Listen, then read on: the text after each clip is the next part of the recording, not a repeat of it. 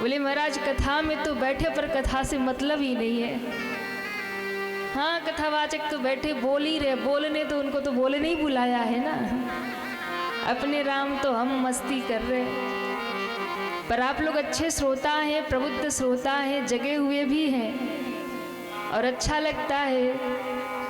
पूरे दिन सुबह से ही आप सभी यहाँ अनुष्ठान में लग जाते हैं और बहुत सुंदर सुंदर कांड का पाठ भी चलता है।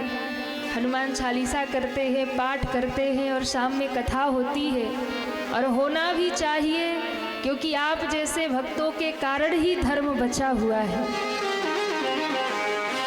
जो निस्वार्थ भाव से ऐसे अनुष्ठान में आप लोग लगे हुए हैं और ये बहुत अच्छी बात है। ऐसा होना चाहिए। धर्म को जगा करके रखिए महाराज, अपनी संस्कृति को पकड़ के रखिए।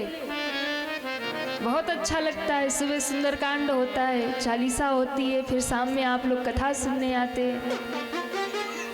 इसको जगा के रखिए और ये बहुत जरूरी है। ये ऐसी महाराज आजकल लोगों के पास समय नहीं है, लोग भाग रहे हैं आध्यात्म से, सत्संग से, कथा से, समय नहीं है किसी के पास। पर भैया ये गोविंदपुर के लोग अच्छे हैं जो भगवान को पकड़ के बैठे हैं। कल हम सभी ने दर्शन किया,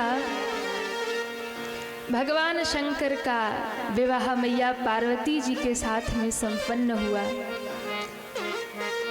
मैया पार्वती के साथ में जब विवाह संपन्न हुआ, विदाई हुई, भगवान भूत प्रेतों को लेकर, मैया गौरा को लेकर कैलाश पर वापस आते हैं।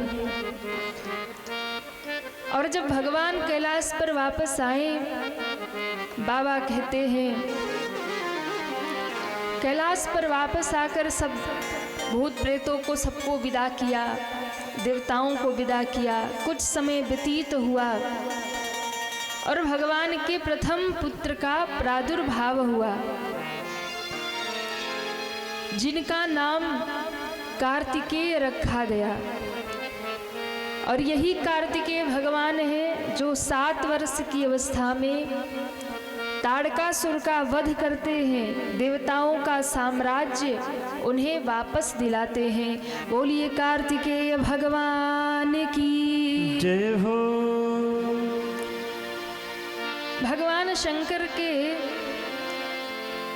घर में पुत्र का आगमन, कार्तिकेय भगवान का आगमन, और यहाँ तक की कथा, शिव कथा रामचरितमानस में गोस्वामी जी वर्णन करते हैं। फिर यहाँ से मानस में राम जी की कथा, राम कथा प्रारंभ हो जाती है। पर शुरुआत में इतनी शिव कथा सुनाई महाराज, कार्तिकेय भगवान के जन्म तक की कथा सुनाई मानस में। क्यों? अब प्रश्न आया था कि राम कौन है, तो डायरेक्ट राम कथा शुरू कर देनी चाहिए, या तो गोस्वामी जी रामचरितमानस लिखने बैठे हैं तो डायरेक्ट राम कथा लिखनी चाहिए। पर राम कथा के पहले शिव कथा लिखी। क्यों? क्योंकि शिव कथा के द्वारा ही राम कथा समझ आ सकती है, शिव के द्वारा ही राम जाने जा सकते हैं। जब तक शिव के प्रति प्रेम नहीं होगा, जब तक शिव के प्रति समर्पण नहीं होगा, तब तक राम जी मिलने वाले नहीं महाराज। इसलिए शिव कथा द्वार है राम कथा में प्रवेश करने के लिए। जिसको शिव तत्व समझ में आ गया उसी को राम समझ में आएंगे, जिसे शिव समझ में नहीं आए उसे राम समझ में आने वाले नहीं हैं। इसलिए बाबा ने पहले शिव कथा लिखी, क्योंकि शिव को जो जान लेगा वही राम को जान सकता है। आप देखिए, जिस समय रामचरितमानस की रचना गोस्वामी जी ने की, उस समय की स्थिति ऐसी हुआ करती थी कि शिव जी को मानने वाले, जो शिव की उपासना करते, वो शैव कहे जाते हैं। और जो विष्णु की उपासना करते हैं, राम कृष्ण हरि विष्णु, वो सभी वैष्णव कहे जाते हैं। तो उस समय की स्थिति ये थी कि शैव और वैष्णव आपस में ही लड़ा करते थे महाराज, आपस में ही लड़ते थे, क्योंकि विष्णु जी को मानने वाले कहते थे हमारे विष्णु जी बड़े हैं, शंकर जी को मानने वाले कहते हमारे शंकर जी बड़े हैं। दोनों आपस में भिड़ गए। गोस्वामी जी को लगा ये तो गलत हो रहा, क्योंकि शिव और विष्णु दोनों तो अपने ही हैं और इन दोनों में कोई अंतर नहीं है। हरि और हर में कोई अंतर नहीं है, दोनों एक दूसरे के पूरक हैं, लेकिन आपस में ही भिड़ गए।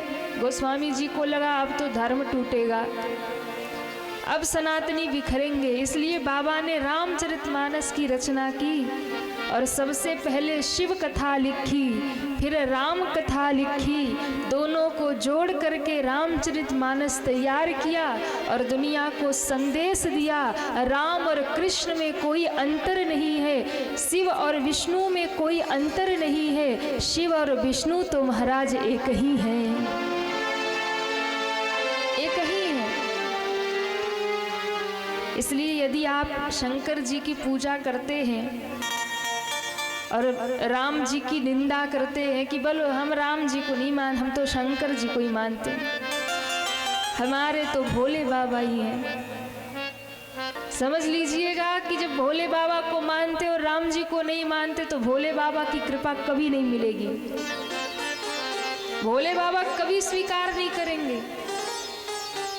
और यदि राम जी को मानते हैं, विष्णु जी को मानते हैं और भोले बाबा की निंदा करते हैं, हम तो अपने श्री हरि को ही जानते हैं, राम को ही मानते हैं। राम जी कहते हैं ऐसा जीव जो मेरा तो भजन करता है पर शंकर की निंदा करता है, सो नर मोहि सपने नहीं पावा। ऐसा भक्त मुझे कितना भी भजन कर ले कभी स्वप्न में भी प्राप्त नहीं कर सकता। शिव द्रोही मम दास कहावा, शिव से द्रोह करता हो और अपने आप को विष्णु का भगत कहता हो, राम का भगत कहता हो, कहते ऐसा व्यक्ति मुझे कभी प्राप्त नहीं कर सकता। इसलिए कभी इन दोनों में भेद मत करिए। हरि हर एक हैं दोनों, ना ये कम है ना वो कम है। इसलिए शिव कथा पहले आई, बाद में राम कथा आई।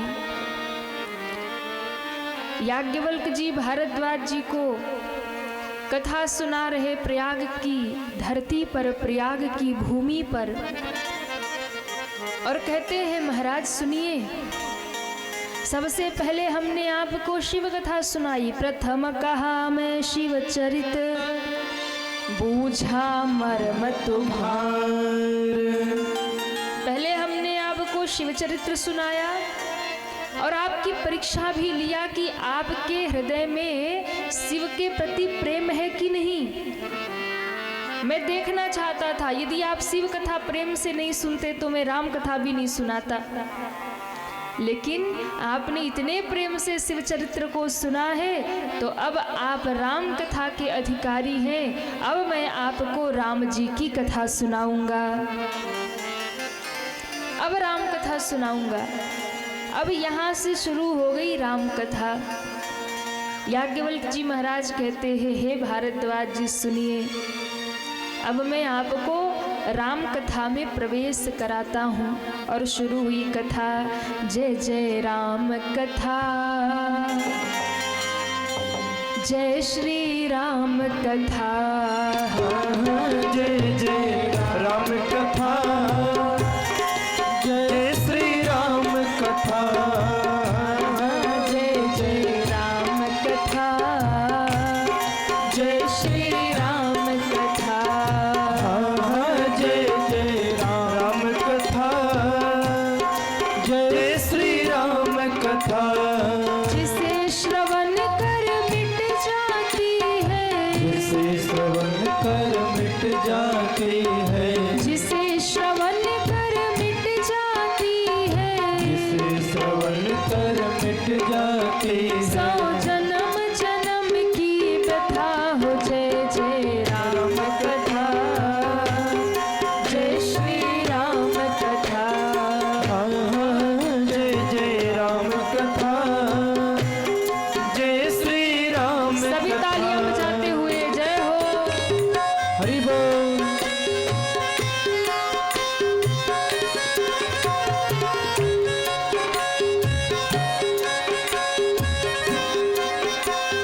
जय जय महामोह महिषेश विशाला, राम कथा कालिका कराला। महामोह महिषेश विशाला, राम कथा कालिका कराला। महामोह महिषेश विशाला, राम कथा कालिका कराला। महामोह महिषेश विशाला, राम कथा कालिका कराला। राम कथा सस किरण समाना, संत चकोर करहि जेहि पाना। राम कथा सस किरण समाना, संत चकोर करहि जेहि पाना। सुनकर तू भी अमर हो जाए, सुनकर तू भी अमर हो जाए, सुनकर तू भी अमर हो जाए। सुनकर तू भी अमर हो जाए, गाकर तू भी अमर हो जाए। गाकर तू भी अमर हो जाए। श्री हनुमंत जय जय राम जय हो। कथा, जय श्री राम कथा। जय जय राम कथा, जय श्री राम कथा। जिसे श्रवण कर मिट जाती है, उसे श्रवण कर मिट जाती है, श्रवण मात्र से मिट जाती है। श्रवण मात्र से मिट जाती सौ है। जन्म जन्म की व्यथा हो। जय जय राम कथा, जय श्री राम कथा। जय जय राम कथा, जय हो। जय श्री राम सभी कथा। तालियां बजाते हुए हरि बोल। जय हो।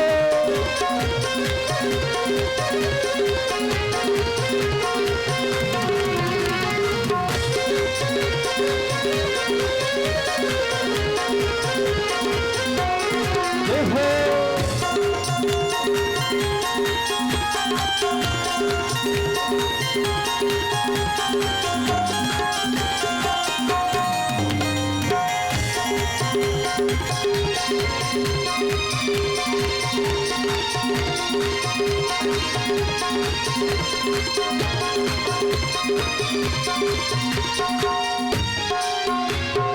भाग्यवल्क जी कहते हैं महाराज, ये राम जी की कथा क्या है?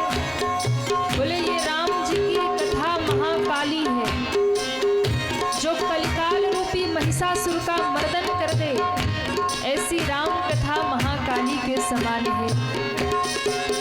दूसरे घाट पर 4 घाट बने मानस में। पहले घाट पर गोस्वामी तुलसीदास जी अपने मन को कथा सुना रहे। दूसरे घाट पर प्रयागराज में याज्ञवल्क जी भारद्वाज जी को कथा सुना रहे। अब आ गया तीसरा घाट, कैलाश पर बैठे महादेव भैया पार्वती को कह रहे, देवी ये राम कथा क्या है? शंकर भगवान ने कहा, राम कथा कलि बिटप कुठारी, सादर सुन गिरिराज कुमारी। राम कथा कलि बिटप कुठारी, सादर सुन गिरिराज कुमारी। राम कथा कलि बिटप कुठारी, सादर सुन गिरिराज कुमारी। राम कथा कलि बिटप कुठारी, सादर सुन गिरिराज कुमारी। राम कथा सुंदर करतारी, संशय विह गौड़ा वनहारी। राम कथा सुंदर करतारी, संस विहग उड़ावन हारी।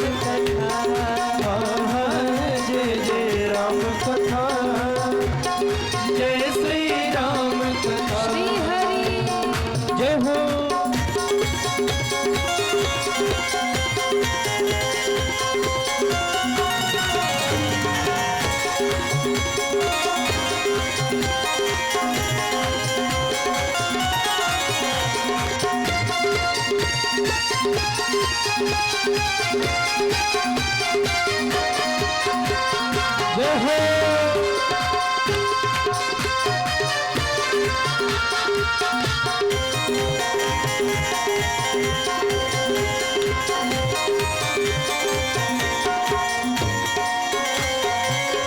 तीसरे घाट पर बाबा भोलेनाथ कहते हैं मैया पार्वती को देवी राम कथा क्या है? तो बोले राम कथा सुंदर कर तारी।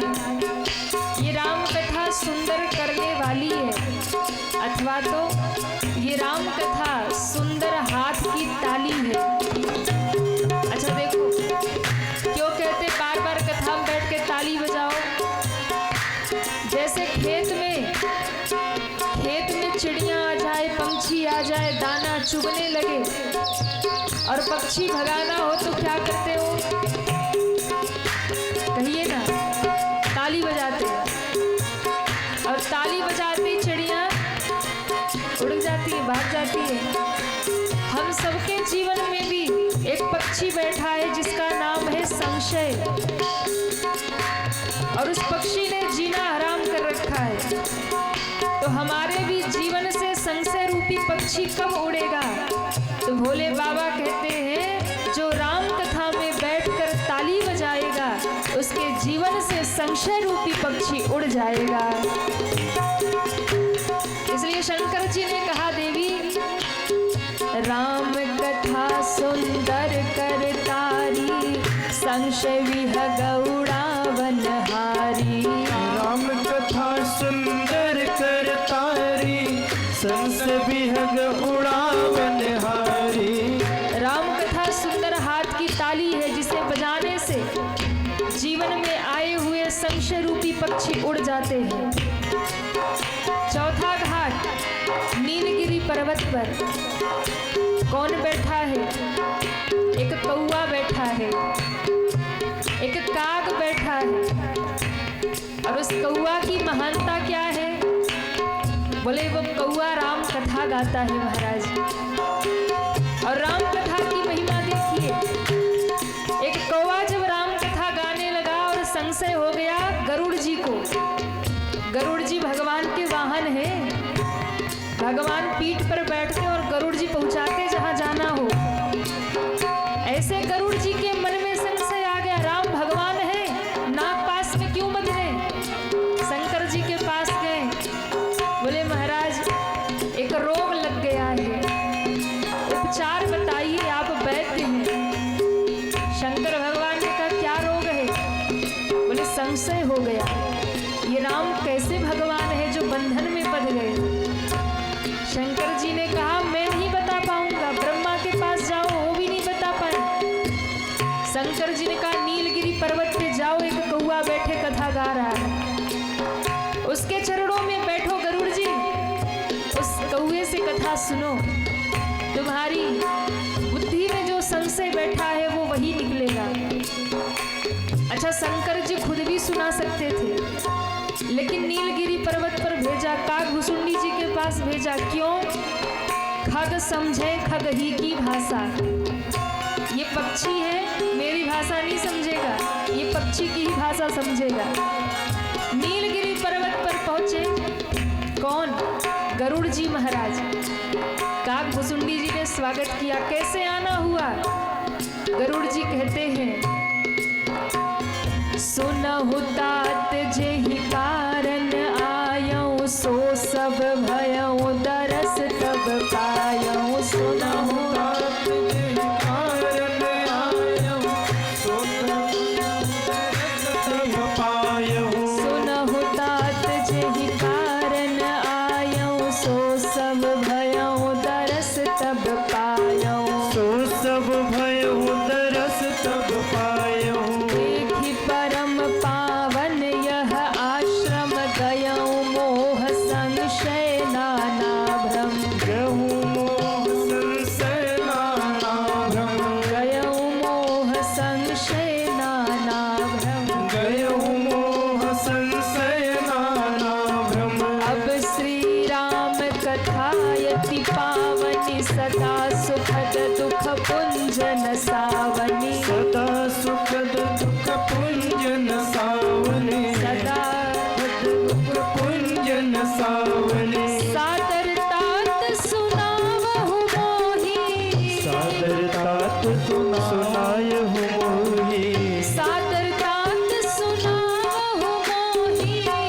सागर तात सुनाय हो मोही। पार पार बिनवऊ प्रभु तो ही राम कथा हो जय श्री राम कथा,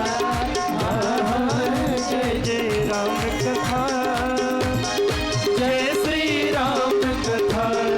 जिसे श्रवण कर मिट जाती है, जिसे श्रवण कर मिट जाती है, श्रवण मात्र से मिट जाती है, श्रवण मात्र से मिट जाती है। जन्म जन्म की व्यथा हो जाए। जय श्री राम कथा, जय जय राम कथा, जय श्री राम कथा, जय श्री राम कथा, जय श्री राम कथा, जय श्री राम कथा। जय श्री राम कथा। जिसे श्रवण कर मिट जाती है। कथा सुनने से क्या होता है? तो कहा कथा सुनने से जीव की व्यथा, जीवन की व्यथा, दुख समाप्त हो जाता है।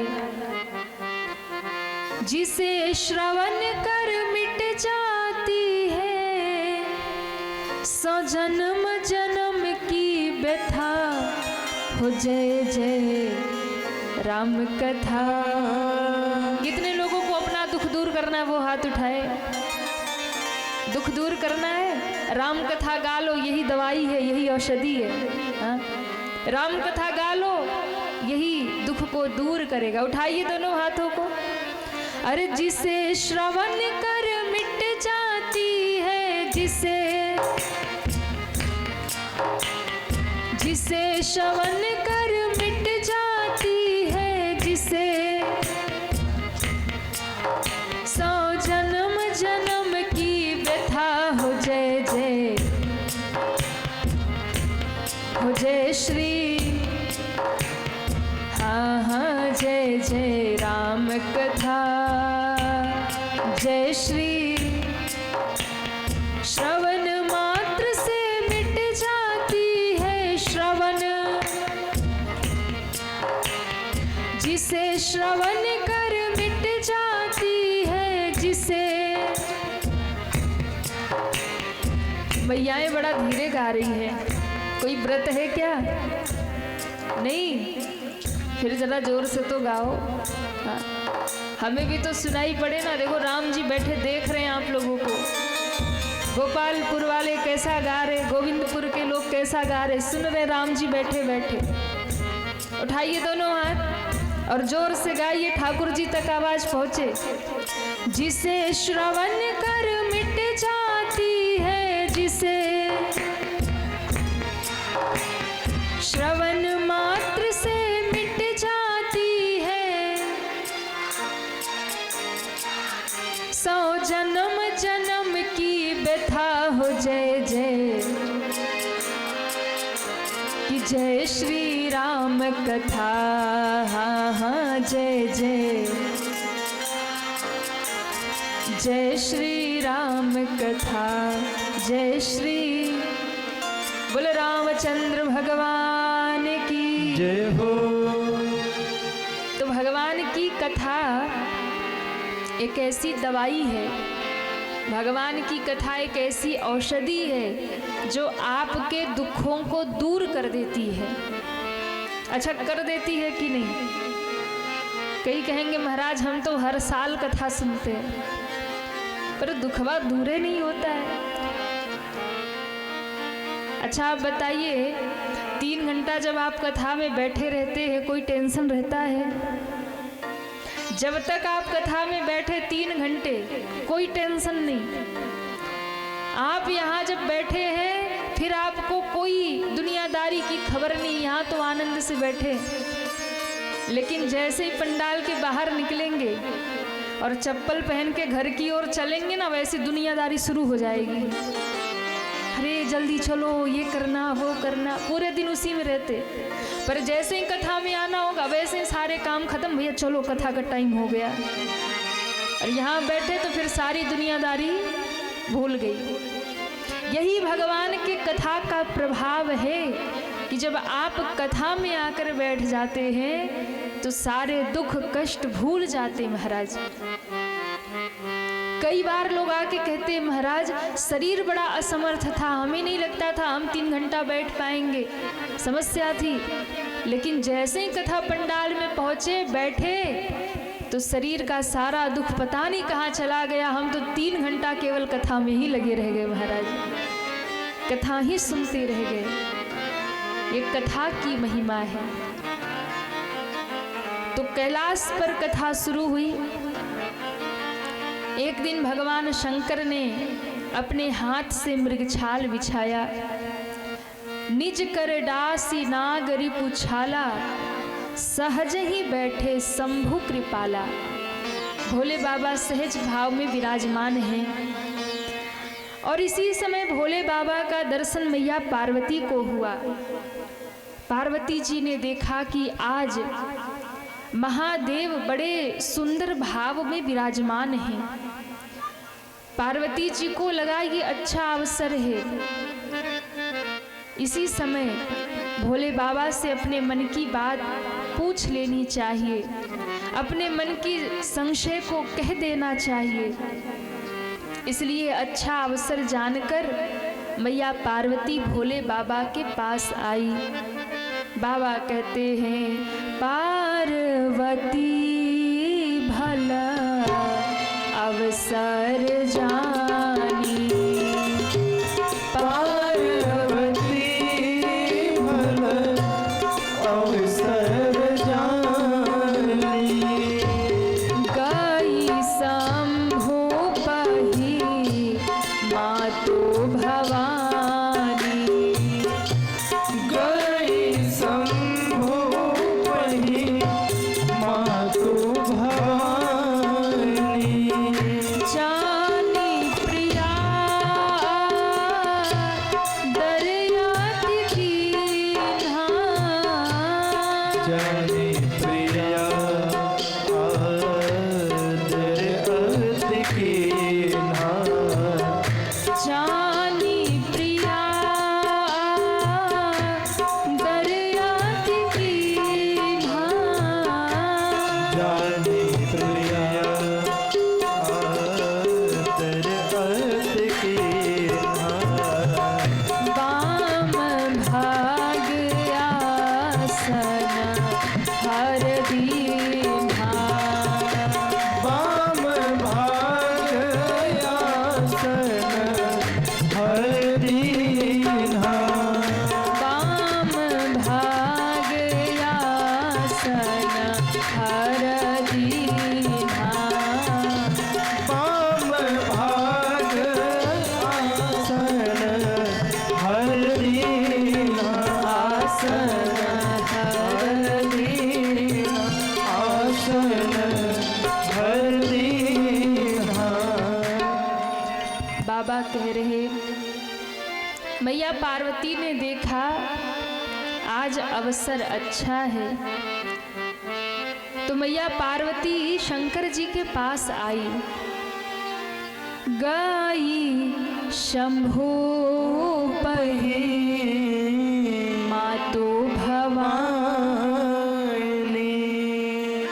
शंकर भगवान के पास पार्वती जी आई और कहते जब पार्वती जी आई तो शंकर भगवान ने आज पार्वती जी का बड़ा आदर किया।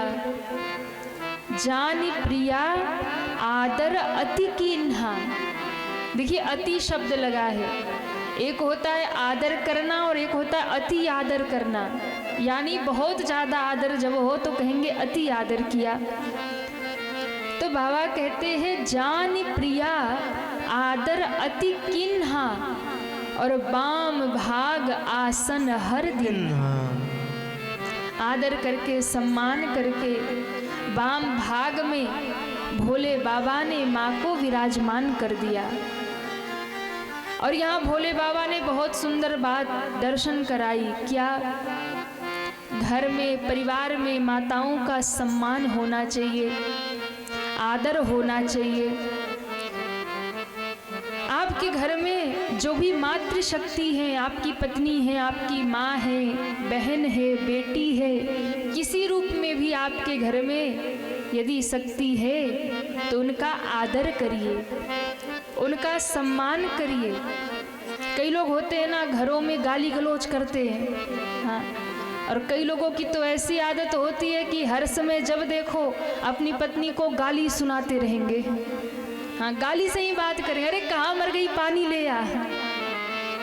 24 घंटे गाली दे दे के बात करें महाराज, कई लोगों की आदत होती है। इसलिए देखिए, महादेव दर्शन करा रहे, कभी भी अपने घर की लक्ष्मी को, गृह लक्ष्मी को कभी भी अनादर नहीं करना चाहिए, ऐसे शब्द प्रयोग नहीं करने चाहिए महाराज। कई सासुओं की आदत होती है कि बहू को गाली देके बुलाएगी, अरे कल वही कहाँ मर गई। नहीं, वो आपके घर की लक्ष्मी है। और ध्यान रखिए, यदि घर की लक्ष्मी यानी आपके घर में बहू बेटी प्रसन्न है, आपके आंगन में बहू बेटी खिलखिला रही है, प्रसन्न हो रही है, आनंदित रह रही है, तो आपको हरिद्वार जाने की आवश्यकता नहीं है। जिस घर में बहू बेटी मुस्कुराती हैं, प्रसन्न रहती हैं, उसी घर में देवता निवास करते हैं और वही घर तीर्थ बन जाता है महाराज, वही घर तीर्थ बन जाता है। कई लोग के घर में अगर बेटा ना हो, केवल बहू को बेटी ही बेटी हो जाए, 2-3 बेटियां, तो बहू का भी निरादर करेंगे और जो घर में पीछे से बेटियां उनका भी निरादर करते हैं। ये भी बहुत गलत बात है। कन्या, बेटी, बहू जो भी आपके घर में है उसे प्रसन्न रखिए। और आप देखिएगा, जिस घर में बहू बेटी प्रसन्न होंगी, आनंदित होंगी, उस घर में सदैव लक्ष्मी की कृपा रहती है और संपन्नता बनी रहती है। और जिस घर में बहू को गाली दी जाती हो, बेटी को ही दुखी रखा जाता हो, उस परिवार में कभी संपन्नता नहीं आती, दरिद्रता आती है। इसलिए यहाँ जितने भाई बैठे हैं, सबका दायित्व है, पुरुषों का दायित्व है, अपनी घर की माताओं को आदर करिए, उनका सम्मान करिए। और माताओं का भी होना चाहिए। कई मैया भी होती है, वो चंडी बन के रहती 24 घंटा। हाँ, ये थके हारे बेचारे घर लौटे कि चलो सुकून से घर में सुकून पाएंगे, और घर आते ही मैया चंडी बन के बैठी, आ गए। ऐसा भी नहीं होना चाहिए। आपको भी चाहिए कि आप भी उनका सम्मान करें, आदर करें, और तभी घर में आनंद रहेगा।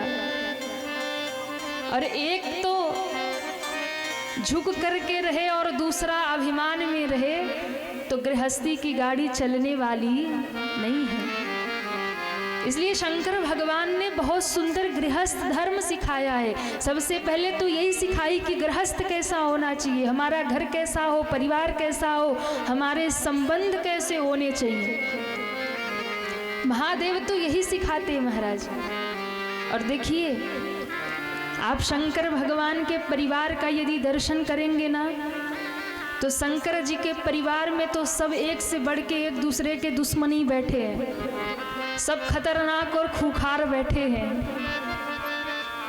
ना एक जैसी रहनी है, ना एक जैसा भोजन है, लेकिन फिर भी शंकर जी के परिवार में सब प्रेम से रहते हैं। और हम लोगों क्या क्या है, बोले हम लोग की रहनी एक जैसी, खान पान एक जैसा, पर जब देखो एक दूसरे को देख के गुर्राते रहते हैं। क्यों? शंकर जी के परिवार में आप दर्शन करिए। महादेव का वाहन कौन है? अरे कहिए ना, नंदी महाराज। वाह, महादेव का वाहन नंदी है, और मैया दुर्गा का वाहन नंदी और शेर कभी एक साथ रह सकते हैं? ऐसी दुश्मनी है, शेर पा जाए तो फाड़ के खा जाए महाराज। पर आपने कभी देखा है शिव परिवार का फोटो, दर्शन किया है? एक तरफ भवानी बैठी है, एक तरफ महादेव बैठे हैं, चरणों में एक तरफ सिंह बैठा है और दूसरे तरफ नंदी बैठा है, और दोनों प्रेम से बैठे हैं महाराज। ये महादेव का परिवार है जहाँ हिंसक पशु भी प्रेमी बन गया। सिंह और नंदी एक साथ बैठे हैं। और आगे बढ़िए, बड़े बेटे का नाम कार्तिकेय, छोटे बेटे का नाम गणपति, और दोनों का वाहन देख लो। कार्तिकेय जी का वाहन मयूर मोर है, और शंकर जी के गले का जो हार है नागराज। मयूर का भोजन है, एक भी माला खिसक के नीचे आए ना तो ये नाश्ता कर जाए मयूर जी। लेकिन फिर भी आप देखो, सर्प और मयूर एक साथ बैठे हैं। और दूसरे गणपति जी का वाहन चूहा, बेचारा छोटा सा। और चूहे को सांप पा जाए तो छोड़ेगा क्या? शंकर जी के गले से उतरे और महाराज 2 ही मिनट में चूहे का नाश्ता कर जाए। लेकिन आप शिव परिवार में देखिए, वहाँ सर्प भी बैठा है, मोर भी बैठा है, चूहा भी बैठा है, सिंह भी बैठा है, और महाराज वहाँ नंदी भी बैठा है। पर कोई किसी के ऊपर कुदृष्टि नहीं डाल रहा, कोई किसी से बैर भाव नहीं रख रहा। शंकर जी के परिवार में सब हिंसक पशु भी प्रेम से मिल रहे हैं, प्रेम से विराजमान हैं। तो ये संदेश कौन दे सकता है? ये संदेश तो केवल और केवल महादेव दे सकते हैं। गले में विष है तो माथे पर अमृत है, चंद्रमा है और चंद्रमा में अमृत है। विष भी है और अमृत भी है, दोनों एक साथ। विष और अमृत कभी एक साथ नहीं हो सकते। पर धन्य है महादेव, गले में विष है तो माथे पे चंद्रमा में अमृत है। कहीं गंगा की धारा बह रही है तो महादेव का स्वरूप, महादेव का परिवार, एक आदर्श गृहस्थ कैसा होना चाहिए, यदि वो देखना हो तो महादेव को देखिए। परिवार में सब विषम हैं लेकिन फिर भी सब प्रेम से रहते हैं। और हम लोग के घर में बोले सब एक जैसे हैं पर कोई किसी को देखना नहीं चाहता। हाँ? तो क्या प्रभाव है? बोले भैया ये तो एक ही प्रभाव है। बोले शंकर भगवान से किसी ने पूछा, सब इतने प्रेम से बैर भाव भूल के कैसे रहते हैं? शंकर भगवान ने कहा बस एक ही उपाय है और वो है राम का नाम। उस राम के नाम को मैंने धारण किया और उस राम के नाम से ही मेरे परिवार में इतना प्रेम है महाराज। केवल और केवल भगवान की भक्ति से ही घर में शांति हो सकती है, घर में प्रेम हो सकता है। तो शंकर जी के परिवार का दर्शन करिए, स्थिति क्या हो रही है। बोले महाराज मोर जो है वो सांप के बस में हो गया है। सांप नाचता है तो मोर भी नाचता है शंकर जी के घर में। और चूहा तो सरदार बना बैठा है महाराज। क्या कभी मयूर के सिर पे, कभी सांप के सिर पे। मोर सांप के बस हो देखी चूहे की सरदारी। शंकर जी के घर की स्थिति, परिवार की स्थिति देखो। मोर सांप के बस हो देखी चूहे की सरदारी। अरे डमरू वाले बाबा तेरी लीला है न्यारी। डमरू वाले बाबा तेरी लीला है न्यारी। डमरू वाले बाबा तेरी लीला है न्यारी। डमरू वाले बाबा तेरी लीला है न्यारी। मोर सांप के बस हो, मोर सांप के बस हो देखी चूहे की सरदारी। चूहे की सरदारी। डमरू वाले बाबा तेरी लीला है न्यारी। डमरू वाले बाबा तेरी लीला है न्यारी। जय जय भोले भंडारी, जय जय भोले भंडारी। जय जय भोले भंडारी। जय जय भोले भंडारी। जय जय भोले भंडारी, जय जय भोले भंडारी।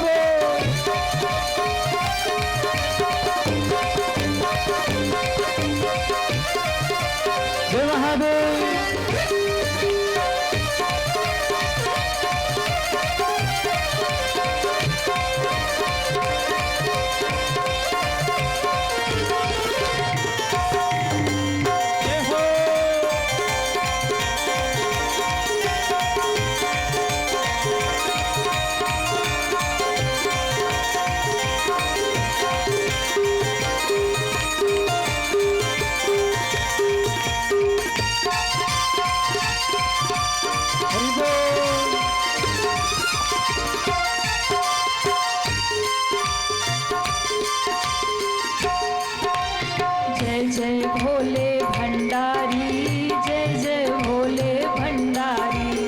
जय जय सब भोले गाइए भाव से। जय जय भोले भंडारी। डमरू वाले बाबा तेरी लीला है न्यारी। हाँ, डमरू वाले बाबा तेरी लीला है न्यारी। जय जय भोले भंडारी, जय जय भोले भंडारी। जय जय भोले भंडारी। जय जय भोले भंडारी। जय जय भोले भंडारी। जय जय भोले भंडारी। जय जय भोले भंडारी। जय जय भोले भंडारी। जय जय भोले भंडारी। जय जय भोले भंडारी। जय जय भोले भंडारी। डमरू वाले बाबा तेरी लीला है न्यारी। डमरू वाले बाबा तेरी लीला है न्यारी। लीला है न्यारी। लीला है न्यारी। जय जय भोले, जय जय भोले भंडारी। डमरू वाले बाबा तेरी लीला है न्यारी। क्यों मोर सांप के वश हो देखी चूहे की सरदारी। अरे मोर सांप के वश हो देखी डमरू वाले बाबा तेरी। जय जय भोले, जय जय भोले। बोले शंकर भगवान की। जय हो। तो शंकर भगवान के परिवार में बड़ा प्रेम है। और परिवार कैसा होना चाहिए, गृहस्थ कैसा होना चाहिए, ये शंकर भगवान ने सिखाया कि परिवार में प्रेम कैसे रखना चाहिए। कोई छोटा हो, कोई बड़ा हो, कोई कैसा भी हो, परिवार में सबको समान अधिकार होना चाहिए, प्रेम होना चाहिए, शांति होनी चाहिए। पर आज यही नहीं है महाराज। सब कुछ है पर परिवारों में प्रेम नहीं है, शांति नहीं है। घर टूट रहे हैं, परिवार टूट रहे हैं, बिखर रहे हैं, घर घर में बंटवारे हो रहे हैं। आज का समय ऐसा है, सब अकेले रहना पसंद करते हैं महाराज। पहले के जमाने में समय ऐसा था कि परिवार बड़े हुआ करते थे और घर छोटे हुआ करते थे। पहले के जमाने में परिवार बड़े होते थे, घर छोटे होते थे, पर उस छोटे घर में भी पूरा परिवार प्रेम से रहता था, कभी किसी को परेशानी नहीं होती थी। पर आजकल बोले आजकल घर तो बहुत बड़ा हो गया, बिल्डिंग तो बहुत बड़ी बनवा ली, फ्लैट तो बढ़िया बनवा लिया महाराज। शहर में भी हो गया, गांव में भी हो गया, हर जगह फ्लैट बन गया। घर तो बहुत बड़ा बन गया पर रहने वालों की संख्या कम हो गई। घर बड़े हो गए, लोग कम हो गए। और अगर कोई आ जाता है ना तो बड़े से घर में भी लोगों को प्रॉब्लम होती है, क्योंकि सब कुछ अपना पर्सनल हो गया। कोई आ जाए ना तो लोगों को परेशानी होती, अरे भैया देखो बड़ी समस्या हो रही है। हाँ? पहले के ज़माने में घर छोटे होते थे, परिवार बड़े होते थे, तो भी लोग प्रेम से रह लेते थे। आजकल घर बड़े हो गए, परिवार छोटे हो गए, तो भी महाराज जीवन में दुखी हैं और प्रेम से रह नहीं पा रहे। तो भी घर में झगड़े हो रहे, समस्या आ रही है। क्यों? क्योंकि पहले के घर भले ही छोटे हुआ करते थे, लोगों का विचार बड़ा होता था, लोगों का हृदय बड़ा होता था, दिल बड़ा होता था। अब समय ऐसा है कि घर तो बड़ा बनवा लिया पर दिल छोटा हो गया महाराज। घर बड़ा बन गया, दिल छोटा हो गया। अब दूसरों के लिए स्थान नहीं है, परिवार के लिए स्थान नहीं, अब तो बस अपने लिए सारी व्यवस्थाएं। समय बदल गया, वक्त बदल गया, परिस्थितियां बदल गई। इसलिए प्रेम यदि सीखना है तो महादेव से अच्छा प्रेम कोई और नहीं सिखा सकता। जहाँ एक दूसरे के दुश्मन हैं, एक दूसरे के प्राण लेने को आतुर रहने वाले हैं, लेकिन फिर भी शिव परिवार में सब प्रेम से बैठे हैं। कोई दुराव नहीं है, कोई दुश्मनी नहीं है, कोई दुर्भावना नहीं किसी के प्रति। ये शंकर भगवान ने सिखाया। और शिव परिवार में प्रेम है केवल और केवल राम नाम के प्रभाव से, सत्संग के प्रभाव से, क्योंकि महादेव राम कथा में डूबे रहते हैं, राम नाम में डूबे रहते हैं। जिसके जीवन में सत्संग होगा, कथा होगी, उसी के जीवन में शांति होगी, प्रेम होगा। सत्संग नहीं है, कथा नहीं है, तो फिर घरों में झगड़े ही झगड़े होंगे महाराज। शंकर भगवान ने जब प्रथम विवाह सती के साथ हुआ तो उस समय वो विवाह अधिक दिन तक चला नहीं, वो दाम्पत्य जीवन अधिक दिनों तक नहीं चला। वहाँ सती से विरोध हो गया, सती माँ का त्याग हो गया और सती माँ ने आत्महत्या कर लिया, प्राण त्याग दिया। वो विवाह अधिक चला नहीं। क्यों? क्योंकि शंकर जी भजन में डूबे रहते हैं, राम नाम में डूबे रहते हैं, और सती जी राम कथा से दूर हैं, सत्संग से दूर हैं। सती जी संशय में डूबी हैं, शिव जी राम कथा में डूबे हैं। और वहाँ समस्या ये हुई कि सती माँ ने सीता का रूप बनाकर राम जी की परीक्षा ली थी और शंकर जी से झूठ बोला था, कछु न परीक्षा लिन्ह गोसाई, किन्ह प्रणाम तुम्हारी नाई। तो शंकर भगवान ने ध्यान लगा के देखा था और उस रूप में कि जब सीता बनकर के सती गई थी और आके हमसे झूठ कह रही है कि मैंने कुछ नहीं किया, शंकर भगवान को लगा ये तो दुराव है, ये कपट है, ये छल है।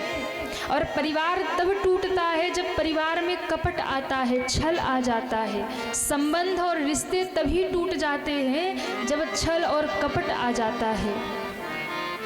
एक दूसरे के प्रति जब मन में कपट आ जाए, छल आ जाए, विश्वासघात आ जाए, उसी समय संबंध टूटता है, परिवार टूटता है। तो शंकर भगवान ने त्याग कदापि नहीं किया होता यदि सती ने झूठ नहीं बोला होता। शिवजी उन्हें स्वीकार भी कर लेते यदि वो आकर कह देती कि नाथ मैंने तो सीता जी का रूप बना लिया, राम जी ने पहचान लिया, अब क्या करूं, क्षमा करिए हमें, तो महादेव क्षमा भी कर देते। लेकिन अपराध यही से हुआ कि महाराज क्षमा मांगने के तो दूर, माँ ने बताया भी नहीं कि मैं सती से सीता बन गई थी, मैं राम जी की पत्नी बन के गई थी, ये बताया भी नहीं। और इस बात को शंकर जी ने तब शंकर देख्यूं धरि ध्याना, सती जो किन्ह चरित सब जाना, ध्यान लगा कर देखा। भोले बाबा को लगा ये तो विश्वासघात है, ये तो छल है, ये कपट है। और जब आपके परिवार में रिश्तों में कपट आए, विश्वासघात आए, तो वो रिश्ता अधिक दिन तक टिकता नहीं है। कहीं न कहीं आज के समय में यदि परिवार टूट रहे हैं, बिखर रहे हैं, लोग अलग हो रहे, ये भी कारण है कि भरोसा आज के समय में कोई किसी पर नहीं करता। यहाँ तक कि पति पत्नी के रिश्ते में भी एक दूसरे के ऊपर भरोसा नहीं रहा आज के समय में। भाई भाई के ऊपर एक दूसरे के ऊपर भरोसा नहीं रहा आज के समय में।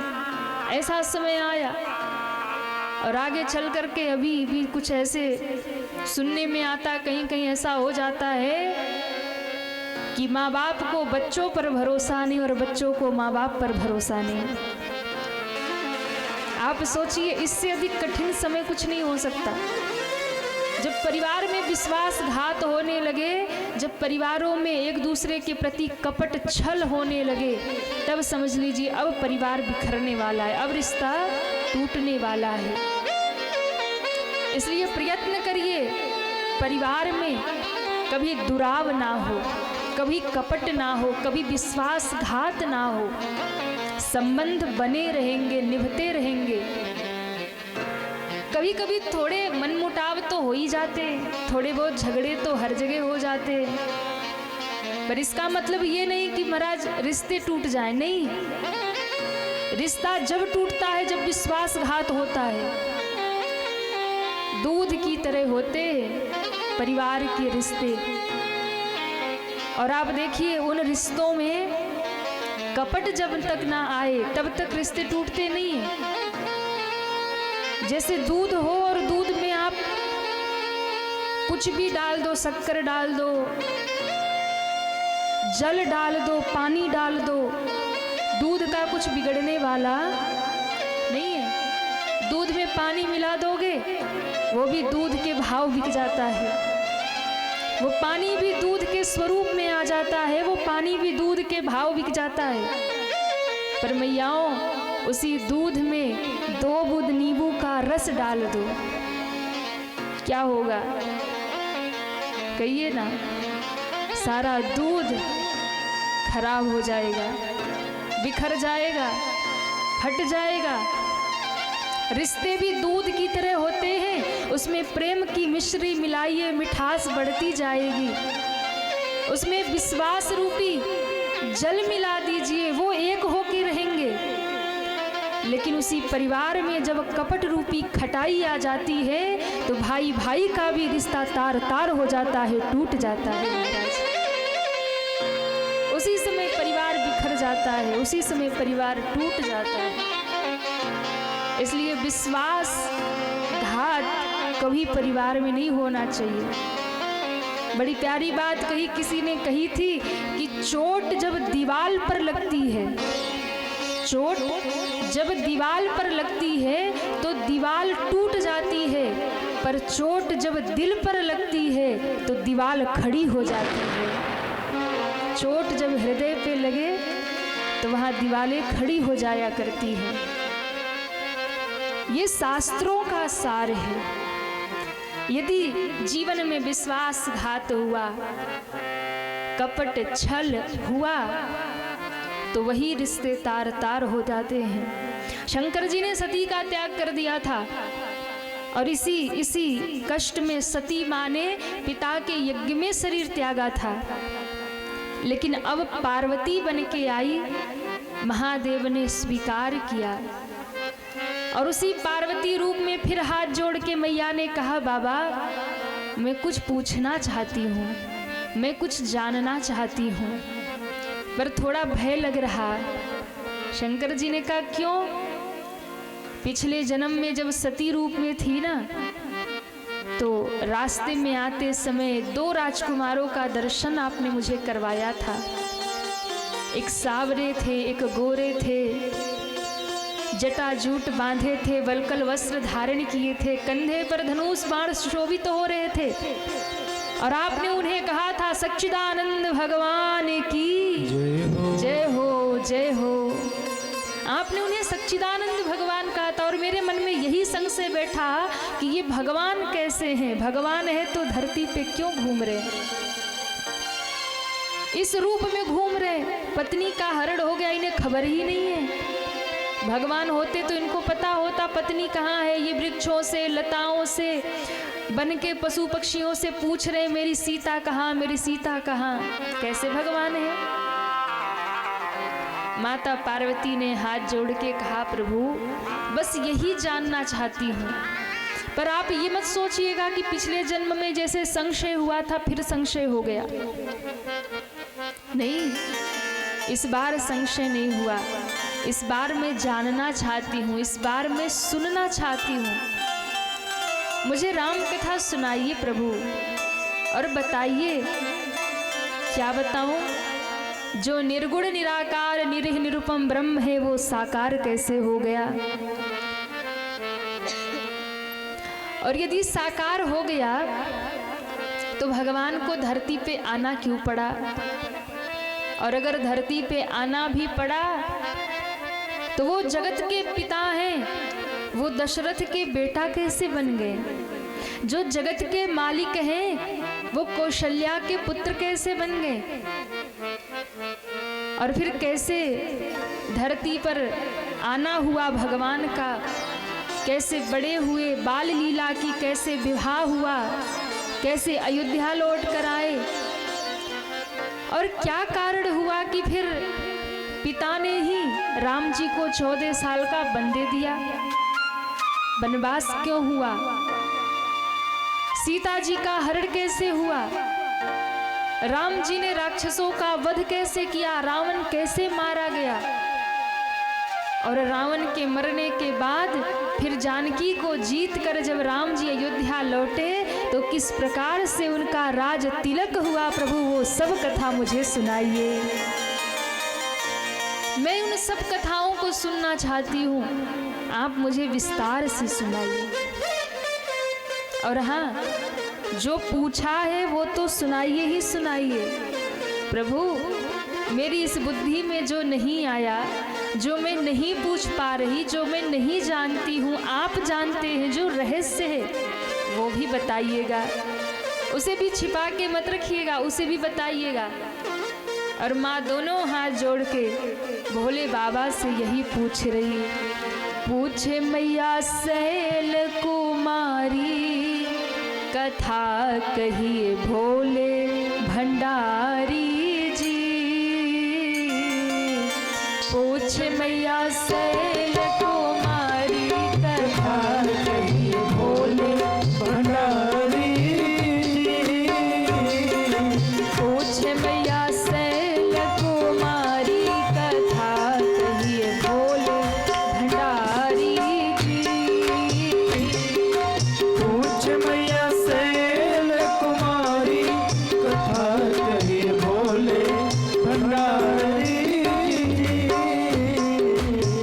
प्रथम सुकारण कहूँ बिचारी, प्रथम सुकारण कहूँ बिचारी। प्रथम सुकारण कहूँ बिचारी। प्रथम सुकारण कहूँ बिचारी। निर्गुण ब्रह्म सगुण बपुधारी, निर्गुण ब्रह्म सगुण बहुधारी। ब्रह्म बने देहो ब्रह्म बने देहो ब्रह्म बने अवध बिहारी, कथा कही भोले भंडारी जी। ब्रह्म बने अवध बिहारी, कथा कहिए भोले भंडारी जी। पूछे मैया सैल कुमारी, कथा कहिए भोले भंडारी जी। पूछ मैया सैल कुमारी, कथा कहिए भोले भंडारी। चलो भाइयों, दोनों हाथों को और तालियां बजाते हुए जय हो। हरि बोल।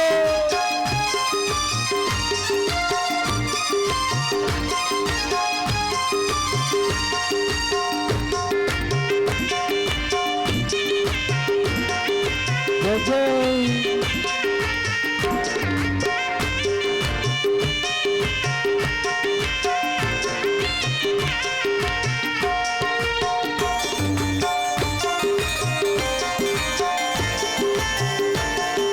हरि बोल।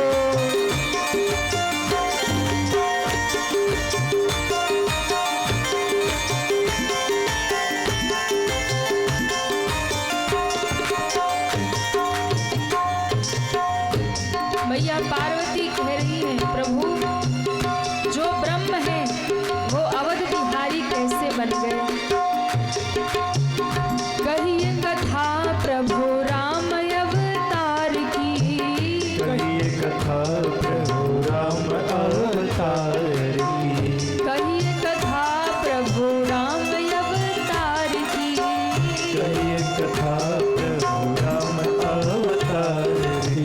महाकाल कहिए बाल चरित उतार की। महाकाल कहिए बाल चरित उतार की। महाकाल कहिए बाल चरित उतार की। महाकाल कहिए बाल चरित उतार की।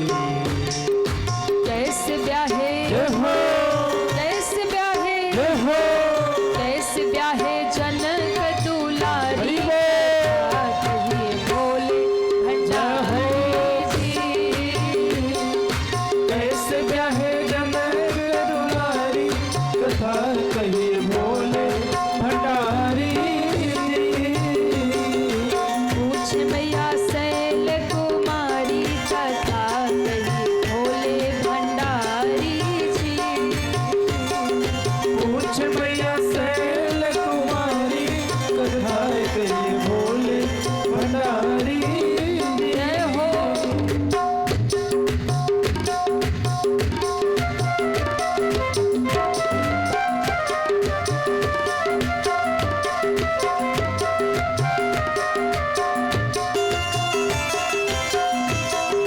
जय हो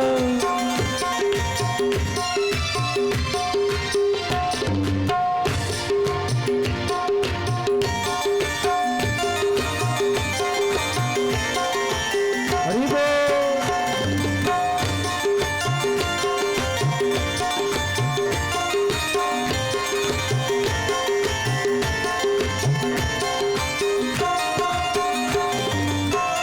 माँ कहती है दोष कवन राज तज सरकार जी। दोष कवन राज तज सरकार जी। दोष कवन राज तज सरकार जी।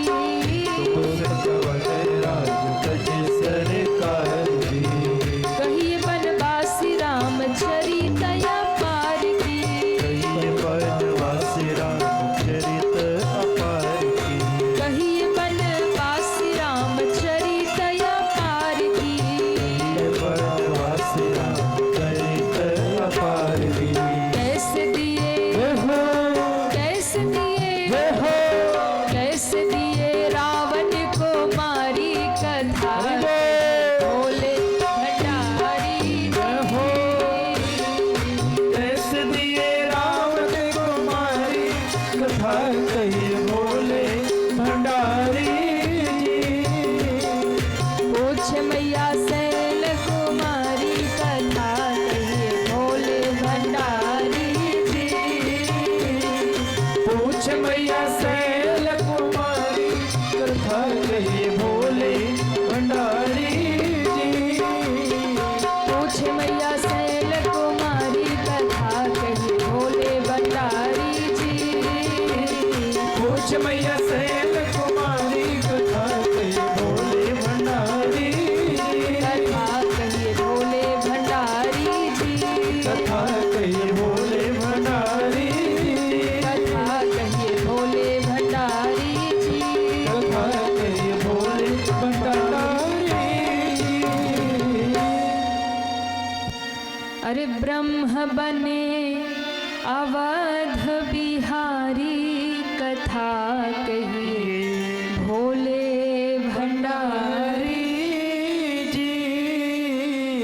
माँ ने कहा प्रभु कैसे अवतार हुआ, कैसे विवाह हुआ, कैसे वनवास हुआ, कैसे हरण हुआ, रावण का वध हुआ और कैसे राज तिलक हुआ, ये सब कथा हमें सुनाइए। और जैसे ही इस प्रश्न को शंकर भगवान ने सुना